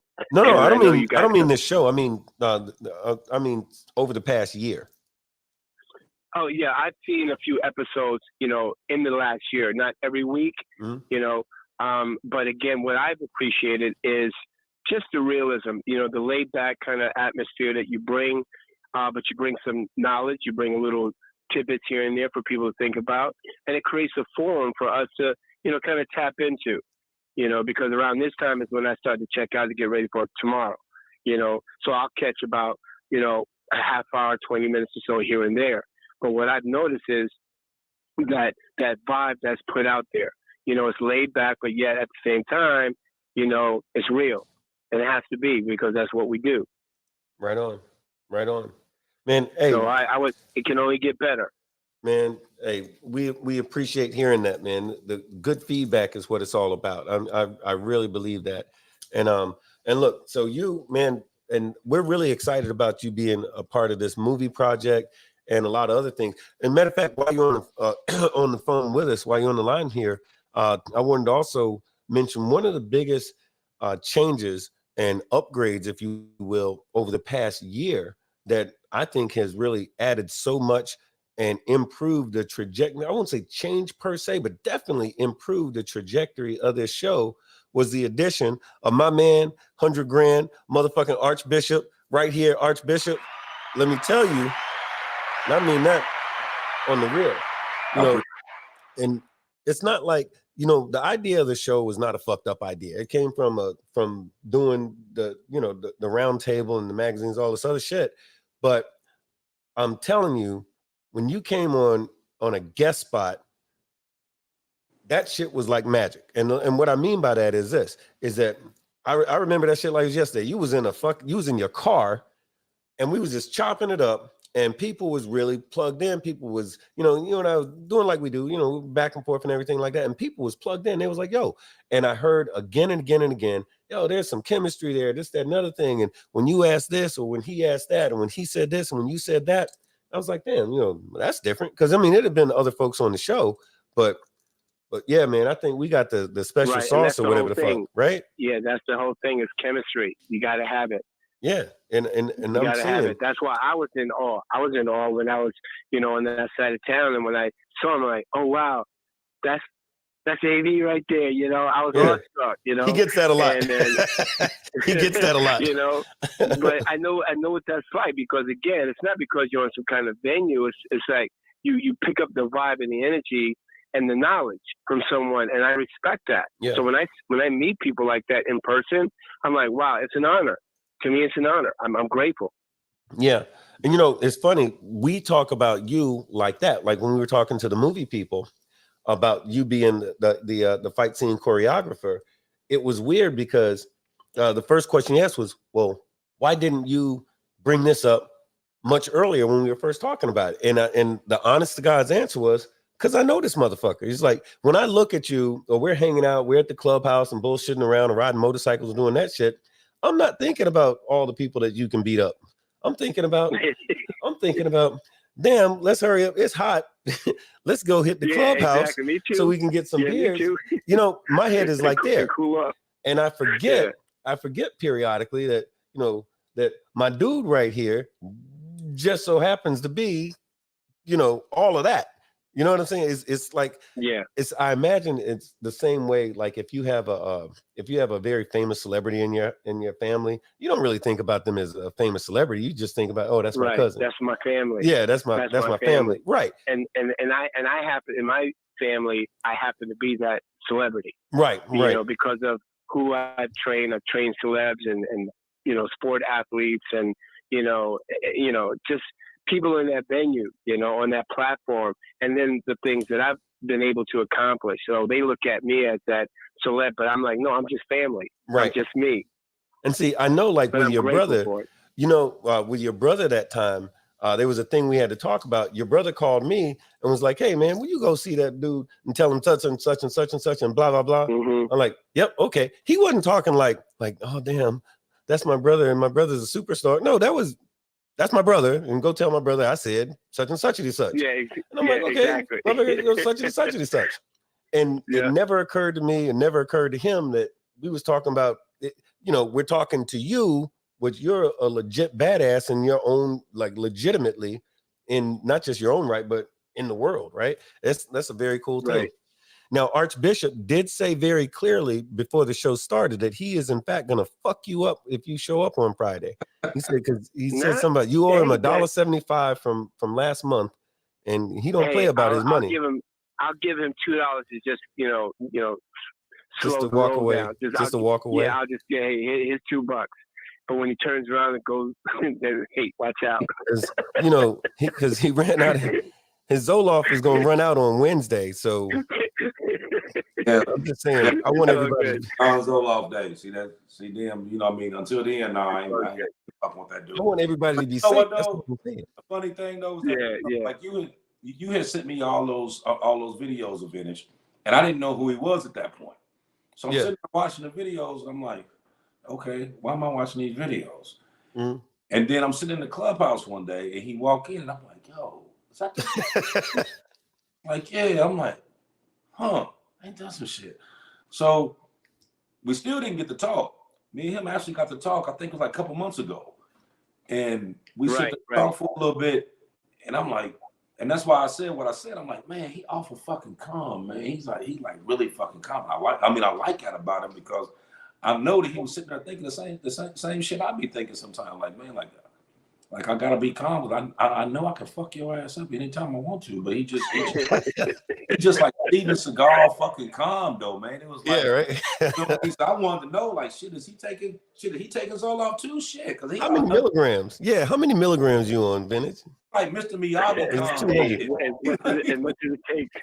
It's the 200. I bet you it's the 200. You know, that's what it is. And the things that I've acquired, you know, the lessons that I've acquired over the years, because all my instructors were combat vets, sent me back from Korea to Vietnam, and so what I've learned, especially working with military groups, is that calm under fire. You got to remain calm even when the mayhem and the chaos happens, because you have to be able to think. That doesn't mean I'm absent of fear, but I'm able to control it and keep moving and move tactically. So the tactical training that I have, like my brand is Elite Force Tactical Solution. Because when you're in the real world and you're faced with a real problem, you better have a tactical solution to it. And so that's what I've been taught. That's my mission statement and my brand. And so again, I've studied traditional and cultural martial arts over 56 years. But what works for me is what is going to get me home at night, whatever it is I have to do. And even from the outside, the box, so to speak, you know, I'll spit in your eye if I have to, because that will cause a little distraction to allow me to kick you in your ankle, because that's as far as high as I can go now. It's your ankle. So let me ask you a question. So have you found that in this MC environment that on occasion people are violent? Might people be inclined to fight? Yeah, because they're influenced by other sources, and you have to be, as we say, head on a swivel. And so when you can anticipate someone who's a little bit out of character and how things progress, you have to learn to either neutralize it or walk away. You know, I prefer to walk away, but sometimes you're unable to. But I look at things differently from the average person. I'm studying body language. I'm looking for, certain things that's going to indicate to me what you have. You know, one of the greatest compliments you ever gave me. So here's some biker shit for y'all. Me and Vintage, this is I don't know, 4 years ago, something like that. We were riding to Jacksonville. Remember that? Yeah, that was a hang around that time. It poured down raining. Before we got to the clubhouse, it was pouring down. I mean, like you couldn't see, cars are pulling off the road. I was a probie then. Yeah, he was a probie. Yeah. It was ridiculous. We couldn't see shit. So we pulled into this gas station and was just trying to wait out the rain. And the rain broke. And we're like, all right, we're watching the clouds, just trying to let that crazy storm get out of the way. While we're there, these guys roll up. It's like 3-4 bikes. They ride up. They're wearing the same colors. Nobody's got on no rags, but they're riding a certain way. They're pulling up, and So I turned to Vintage. I said, all right, let's keep an eye on those guys. I said, that's an MC right there. I said, it's probably a Diamond Club. Mm-hmm. He goes, mm-hmm. You sure? I said, yeah, I'm pretty sure. I said, that's who they are. And they got off their bikes and they dicked around at the gas pumps for a little bit. And then they made a beeline, didn't even go in the store. They just came right over to us. Now I got my rags on. And the guy said, hey, I'm so-and-so. I'm the national sergeant arms for this certain 1%er club. And this is so-and-so. He's our lifer from such and such chapter. And I'm the president from such and such a chapter. And da-da-da-da-da. And we chopped it up for a few. These guys ain't exactly our best friends, but because of the area that we're in, they're invited there, so to speak. I won't get into all the politics of it. Mm-hmm. But so, we kept everything relatively pleasant. And I told Vintage, hey, be on guard just in case, So we spoke, kept it moving, ain't no thing. After they leave, he's like, man, how did you know that? I said, well, when you're going to notice certain things, the way that they move, the way that they talk, the way that they ride, the way that they stand, the stuff that they're wearing. I'm like, it's a variety of different things that scream, not just that they're in a club, but those are 1%ers. And he's like, well, how could you tell that from across the parking lot? I'm like, well, conditioning, you've seen it a lot of times. And you told me a thing, I don't know if you remember this, but you told me a thing, you said, oh, okay. And you said something to the effect of paying attention to the surroundings. And that's something that you do. I said, well, in the Marine Corps, we call it situational awareness. And you were saying it's the same thing. It's a situational awareness. You know what you're looking for. So a situation that could have become unpleasant, which it wasn't, it certainly wasn't an unpleasant situation, nothing like that, nothing crazy happened. But the biggest compliment that I got as I continued to learn, because I already knew who you was, but at that moment, I wasn't thinking about who you was. I was thinking about who I was and what that situation was. And I'm the expert, if you will, in that situation. Mm-hmm. But as I thought back on it, I'm like, damn, I just got a cat who's very well trained in situational awareness stuff defer to me about my opinion about a thing. I was like, damn, that was probably kind of a cool situation. And for the record, I never liked them motherfuckers. And let's just say, I'll tell you like this: had we been in a different area, that would have been a completely different situation. But absolutely. Oh God, yeah. But that's the same exact reason why they didn't have on no rags, because of that. But again, we won't delve all into that. That's club shit. But yeah, man. But I'm glad you called in, brother. I'm really glad you called in. It's my honor. I'm honored to just have a spot, and I bring my best. That's all I try to do, is bring my best. And yeah, the one lesson that I'll never forget, and I always advocated where it came from, even though I know this principle to be true, but I have to remind you, just like you did me just now, is that lesson that you taught me: brotherhood is a burden. Right on. Facts. When we were on that ride, and I took a beeline for the gas station because I was worried about running out of gas, and I was a little worried because you didn't see me, indicate like, hey, I need to stop, and But when it was all said and done, you said, don't worry about that. This is why we do what we do. If we have to do this, that, and the other to get you gas, we'll do that. And I said something along the lines of, well, I don't want to be a burden to anyone. He said, no, brotherhood is a burden. Right on. And so I never forgot that. And I even still advocated to my bros, when things pop up, I'm like, hey, look, this thing we call brotherhood, it's a burden. So yeah, it's inconvenient to be called at 3:00 in the morning or this, that, and the other, and we got to show up. Yeah, that's the inconvenient, but it's a burden, but that's my brother. Right. I'm here to help carry that burden, so just like I was called one time at, whatever time in the 0 dark 30, and you were there, and I rolled up, and I remember it was raining, and and I was occupied at the time with the body, and but hey, I it is what it is, and when my brothers call, I go. Yo, and look, by the way, I want to be real clear. I appreciated the hell out of that because, as Miami would say, you was a little fuckered up at the time. I said that was the one time. I'm like, I was quite convinced. I'm like, somebody gonna get fucked up. Yeah, someone gonna get it. Like, someone's gonna get it. When you hit me like this, you said, "Big bro."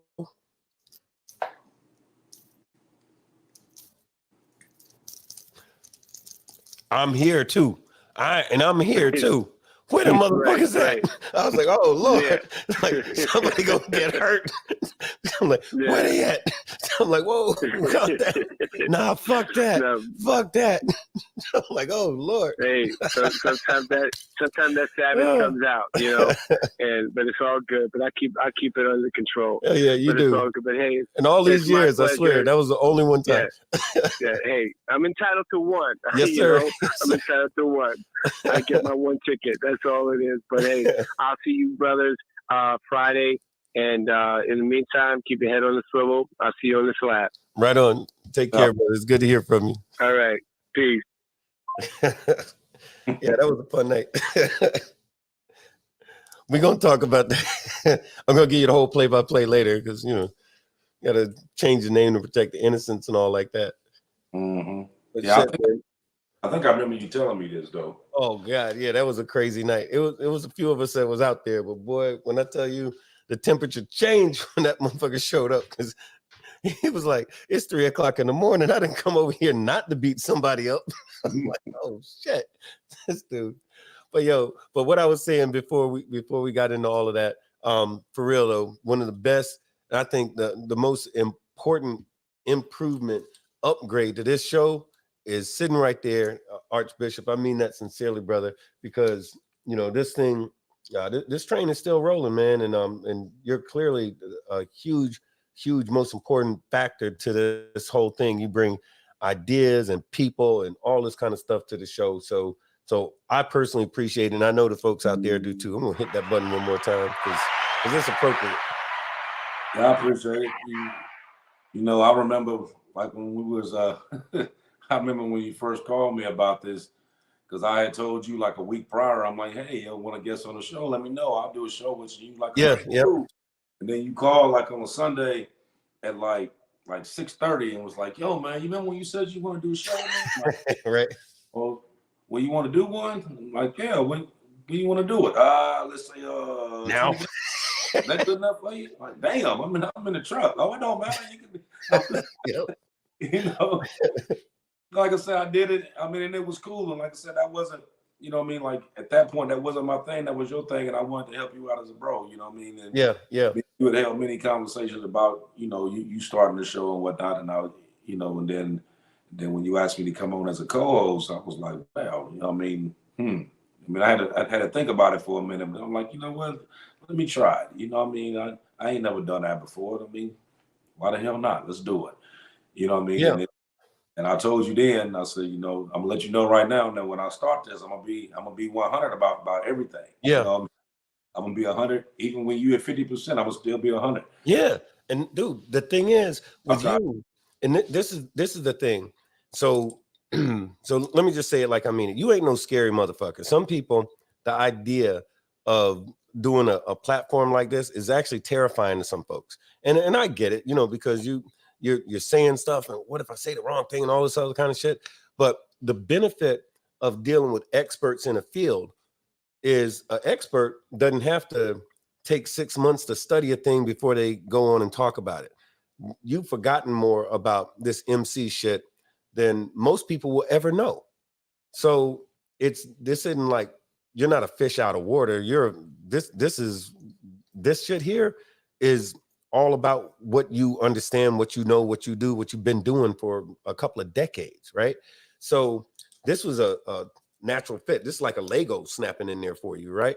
And the thing is, though, is that I think you peeped that kind of early on, and you found your groove pretty easy, and as a result of such, it's turned this show into a much, much better show. And every single week, if y'all go back and watch, say like the first 3 shows and then skip over a few shows and watch some more, you're going to literally see not just the set, which again, some kind of way I got out of the prison cell, to the set looking different, the technology being different, the platform, the conversations with the guests, with the boneheads, the audiences. It used to be I'd call and say, hey, I'm doing this show, blah, blah, blah.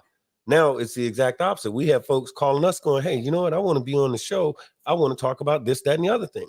One of the biggest shows that never happened was something a certain individual, a certain national president wanted to come on the show, and I said no. Like, the hell, what you mean no? Well, no. Well, isn't that a podcast? And we're like, yes, a podcast. We ain't fucking with you like that. They were shocked and amazed, and what the fuck? And our position was no, hell no, fuck no, because we're actual members of a real life motorcycle club. We're not like reporters, you know what I mean? Like, we do this shit for real. So for certain reasons that we're not going to delve into, it was a bad idea to do it, and it turned out that it was such a good idea to stick to what we understand. But by being an expert in this field and actually living this life, we know what to do and what not to do. And we're able to share the stuff that we need to share with the folks that are watching so that they can get everything that they need without us crossing any lines. That's literally the reason we do that. We do our disclaimer every week. We're like, hey, we're talking for us, not for our organization, not for our club or any of that stuff. That's why we do that stuff. But we've come up with a lot of really great. You have come up with fantastic show ideas and brought fantastic people to the table. Cinderella, when she's right here right now, Cinderella is such a fantastic help for this show. When you showed up, she showed up and she was in 100%. That's when we see you right now.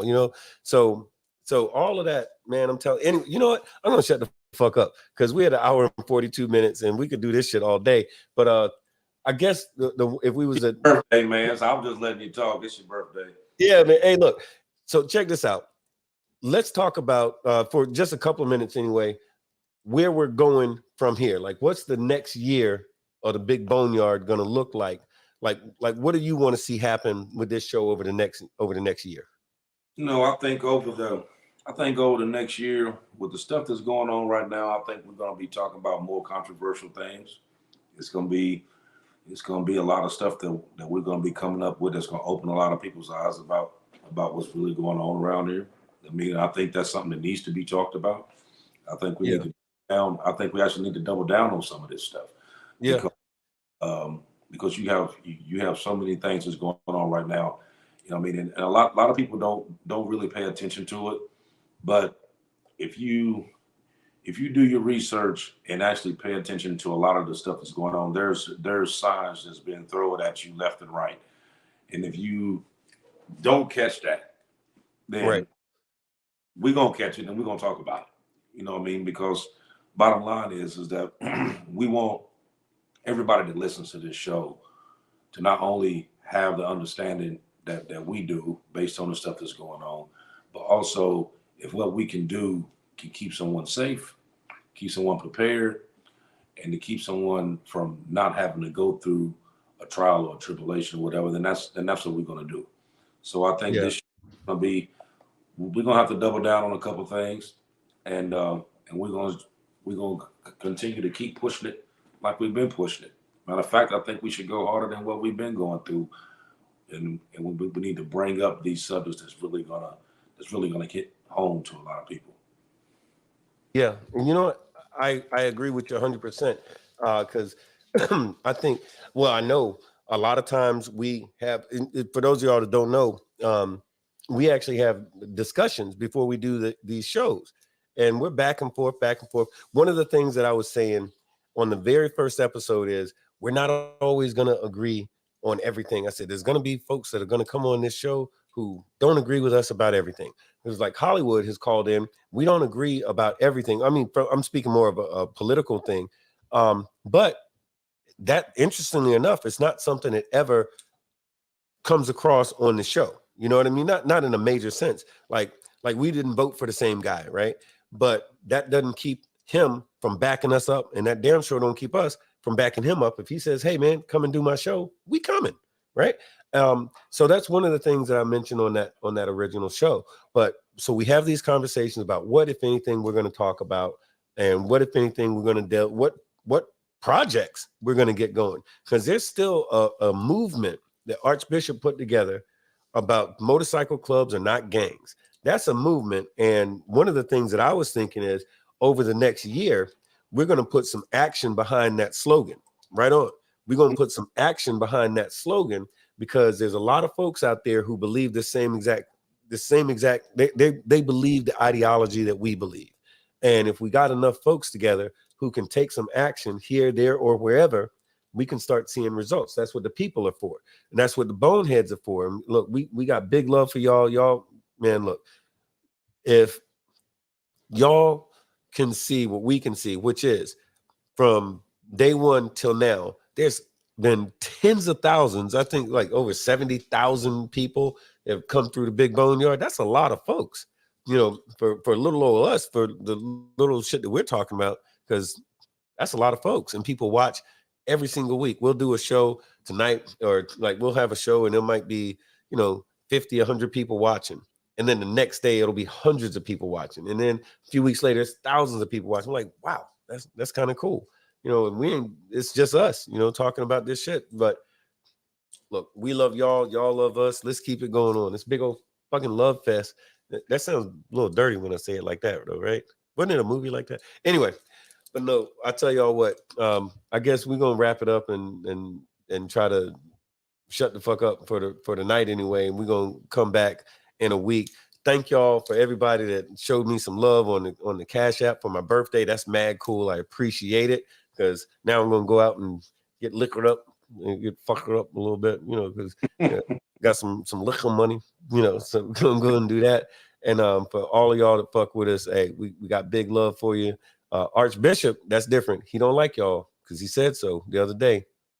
I might have made that up. I might have lied a little bit. I don't know. Hey, Mike Ball, we're gonna have you on the show one of these days, man. It's been a minute. It's been a minute since I think, when was that last time we was all on the round table? I think was the last time all of us was in the same place at the same time. You know what? I've been wanting to get at him too, because he was on BD's thing the other day, and he was talking about this club, the Knights or something. I'm not quite sure, but he was talking about them and different works that they were doing, and I wanted to talk to him about that.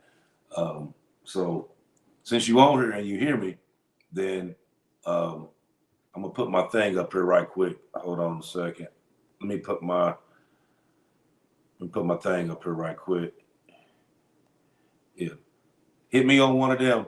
The Guardian Riders. The Guardian Riders, he says. Yeah, that's what it was. Okay, right on. Oh yeah. Well, shit, man. Well, I tell y'all what, this has been a hell of a good time. We ran over a little bit, but it's been fun. That's the problem, man. We be enjoying ourselves with y'all. But in the meantime, do this before you get off. Make sure, if you didn't already do it, everybody hit the like button. Share this show. Go to whatever your platform is. If you got YouTube or Facebook or friggin' Instagram, whatever it is, share this show. Put it out there. Let folks know that we're doing this damn thing. If y'all support us, let everybody else support us too. We'd appreciate it greatly. This is the 1 year anniversary of the Big BoneYard, and we're gonna see y'all in a week. We love y'all, and keep fucking with us, man. So right on through next week. All right. What do you say, folks? Y'all gonna do it or what? All right. AB, what you got to say, man? Yeah, like I said, man. Like I said, this year has been it's actually went by a lot quicker than I thought it would have. Yeah, right. Facts. Like I said, I appreciate everybody that watches every week. I appreciate all the support. From being on the show, from when I was doing the contest, and all the other stuff that we've been pushing out here. You guys have been amazing. Y'all been solid the whole time. Y'all stuck with us, and like I said, the only thing we're gonna do is just keep pushing it how we pushed it. We may go a little step more than this, but we're gonna keep pushing it. So, like, follow, share, tell all your people. Get on here and watch this show. You know what I mean? It ain't like people ask all the time, like, what is this about? Well, it's about, but it ain't about motorcycle shit. It's about real life shit. You know what I mean? And so, like I said again, I appreciate everybody that comes on and listen to us every week, and we'll be here every Sunday to keep dishing it out until the world ends. Or Ron DeSantis come and get us arrested, so we can't do the show no more. Either one. Yeah, his ass is coming. That mofo, he coming. I never liked his ass because he coming to get us. Anyway, look. In the meantime, on behalf of myself and Archbishop, y'all have a fantastic night. We're gonna see y'all in a week. Peace out.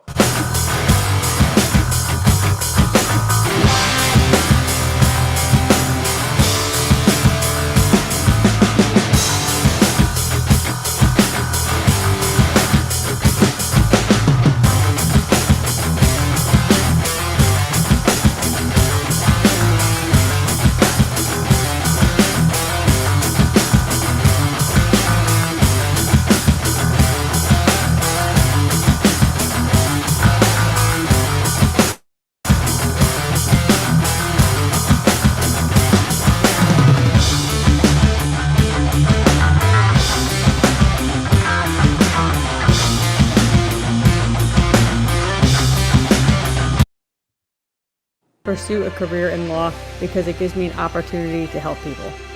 When a client chooses us to represent them, they're entrusting us with a huge responsibility. It's our goal to exceed their expectations with our personalized service and to help them to achieve the best possible recovery to compensate them for their injuries. That's where we come in. We come in and we solve that problem for them and really set them on the right track in order to try and get back to what their life was like before the accident happened.